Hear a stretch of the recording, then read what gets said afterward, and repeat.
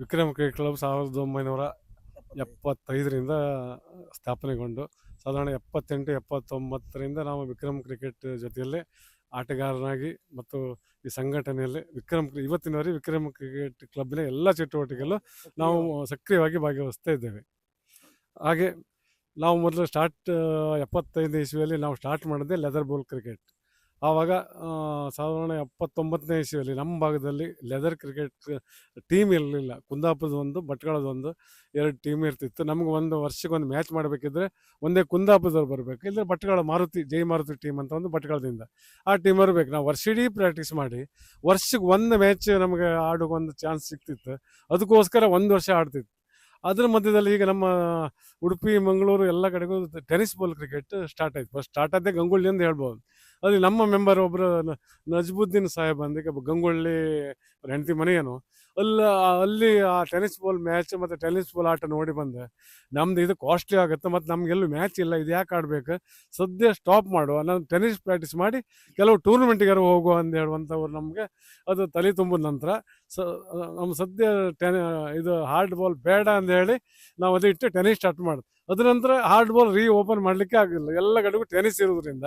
ಮತ್ತು ನಮ್ಮ ಈಗ ಕಾಲೇಜಿಗೆಲ್ಲ ಹೋಗೋರು ಅಲ್ಲಲ್ಲಿ ಕಾಲೇಜಲ್ಲಿ ಲೆದರ್ ಬಾಲ್ ಆಡ್ತಿದ್ರೆ ವಿನ ಒಂದು ಸಂಸ್ಥೆಯಲ್ಲಿ ಆಡ್ಲಿಕ್ಕೆ ಅವ್ರಿಗೆ ಸಿಗುವುದಿಲ್ಲ. ಇದು ಆ ರೀತಿಯಲ್ಲಿ ನಾವು ಈ state level, district level tournament ಮಾಡುವಾಗ ಅಲ್ಲಲ್ಲಿ ಫಂಡ್ ಕಲೆಕ್ಟಿಗೆ ನಾವು ಟೂರ್ನಮೆಂಟ್ ಮಾಡಬೇಕಿದ್ರೆ ಬೇಕಲ್ಲ.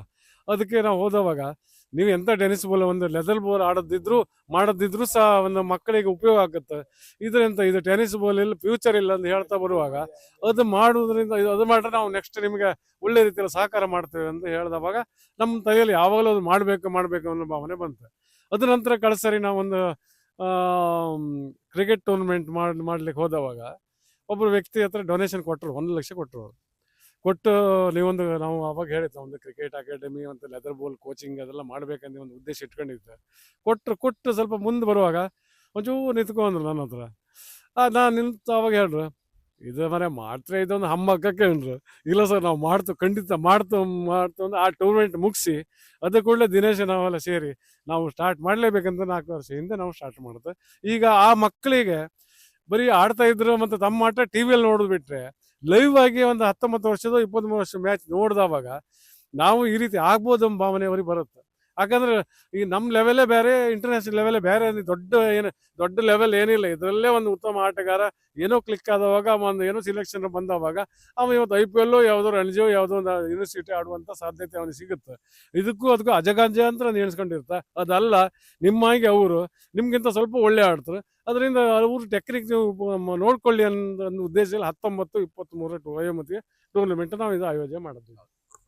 ಸರ್, ಈ ವಿಕ್ರಮ್ ಕ್ರಿಕೆಟ್ ಕ್ಲಬ್ ಸಂಸ್ಥೆ ಮೊದಲ ಬಾರಿಗೆ ನಗದು ಬಹುಮಾನವನ್ನು ಇಟ್ಟು ಮಾಡಿದ ಆ ದಿನಗಳಲ್ಲಿ, ಸೊ ಆ ದಿನಗಳ ಕ್ರಿಕೆಟ್ ಬಗ್ಗೆ ಹೇಳುದಾದ್ರೆ ಸರ್? ಆವಾಗ ಮೊದಲು ನಾವು ಅತಿಥೇಯ ತಂಡ, ನಾವು ಈಗ ವಿಕ್ರಮ್ ಕ್ರಿಕೆಟ್ ಕ್ಲಬ್ ಈಗ ಟೂರ್ನಮೆಂಟ್ ಮಾಡಿದ್ರೆ ಆ ಟೀಮ್ ಆಡುವುದಿಲ್ಲ, ಹೊರಗಡೆ ಟೀಮ್ ಆಡುವುದು. ನಾವು ಹೊರಗಡೆ ಟೀಮ್ ಟೂರ್ನಮೆಂಟ್ ನಾವು ಆಡ್ತೇವೆ. ಆವಾಗ ಆ ಸಿಸ್ಟಮ್ ಇಲ್ಲ. ಇದು ನಮ್ದು ಇದೇ ಗಾಂಧಿ ಮೈದಾನಲ್ಲಿ ಒಂದು district level cricket ball tournament.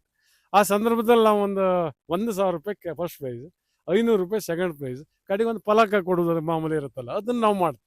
First ನಮ್ಮ ಉಡುಪಿ ಜಿಲ್ಲೆಯಲ್ಲೇ ಫಸ್ಟ್ ಆ ಮ್ಯಾಚ್ ಮಾಡಿದವಾಗ ಸೆಮಿಫೈನಲಿಗೆ ನಾವು ಮತ್ತೆ ಇವರು MCC ಉಡುಪಿ, ಅದು MCC ಉಡುಪಿ ಎದುರು ನಾವು ಗೆಲ್ತಿದ್ವಿ. ನಮ್ಮ ಇದು ಹೋಮ್ ಗ್ರೌಂಡ್, ನಾವು ಆವಾಗ ಈ ಹಳ್ಳಿ ಟೀಮ್ ಜೊತೆ ನಾವು ಸೋಲ್ತಾನಿಗೆ ಅವ್ರಿಗೆ ಸ್ವಲ್ಪ ಬೇಜಾರು ಆಯ್ತು. ಆ ಕಾಲದಲ್ಲಿ ಒಳ್ಳೊಳ್ಳೆ ರಣಜಿ ಆಡುವಂಥ ಸ್ಟೇಜ್ ಆಟಗಾರರು ಇದ್ರು.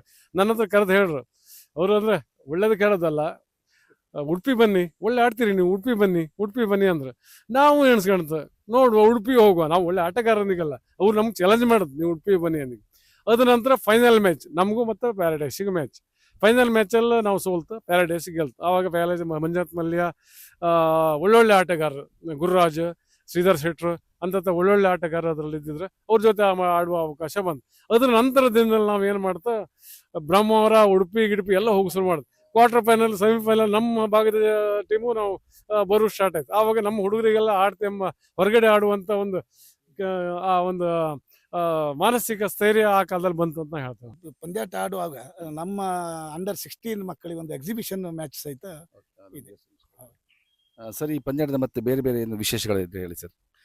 ಈ ಪಂದ್ಯಾಟದಲ್ಲಿ ಇದಿದೆ, ಅದು ವಿನ್ನರ್ಸಿಗೆ ಟ್ರೋಫಿ ಇದೆ, ರನ್ನರ್ಸಿಗಿದೆ, ಮ್ಯಾನ್ ಆಫ್ ದಿ ಮ್ಯಾಚ್ ಇದೆ ಪ್ರತಿ ಪಂದ್ಯಾಟಕ್ಕೆ. Best bowler, best batsman, best fielder ಮತ್ತೆ ಮ್ಯಾನ್ ಆಫ್ ದ ಸಿರೀಸ್ ಸಹಿತ ಇದೆ. ಮತ್ತೆ ಎಲ್ಲ ಬಂದವರಿಗೆಲ್ಲ ಈ ಊಟ ಎಲ್ಲ ಇದೆ. ಮತ್ತೆ KCA ಇಂದ ಸರ್ಟಿಫೈ ಆದಂಥ ಅಂಪೈರ್ಗಳು, ಸ್ಕೋರರ್ಗಳು ಮತ್ತು ಒಳ್ಳೆಯ ಕಾಮೆಂಟೇಟರ್ ಎಲ್ಲ ಇದ್ದಾರೆ. ಎಕ್ಸಿಬಿಷನ್ ಮ್ಯಾಚ್ ಇದೆ ಅಂತ. ಹೌದು, ಎಕ್ಸಿಬಿಷನ್ ಮ್ಯಾಚ್ ಸಹಿತ ಇದೆ. ಯಾವುದು ಸಂಡೇ ಮಧ್ಯದಲ್ಲಿ ಸೆಕೆಂಡ್ ಮ್ಯಾಚ್ ಅಂತ ಹೇಳ್ಬೋದು. Okay. ನಮಗೂ ಮತ್ತೆ ಭಟ್ಕಳ ಟೀಮಿನ ಮಕ್ಕಳಿಗೆ ಎಕ್ಸಿಬಿಷನ್ ಮ್ಯಾಚ್ ಸಹ ಇಟ್ಟಿದ್ದೇವೆ ನಾವು.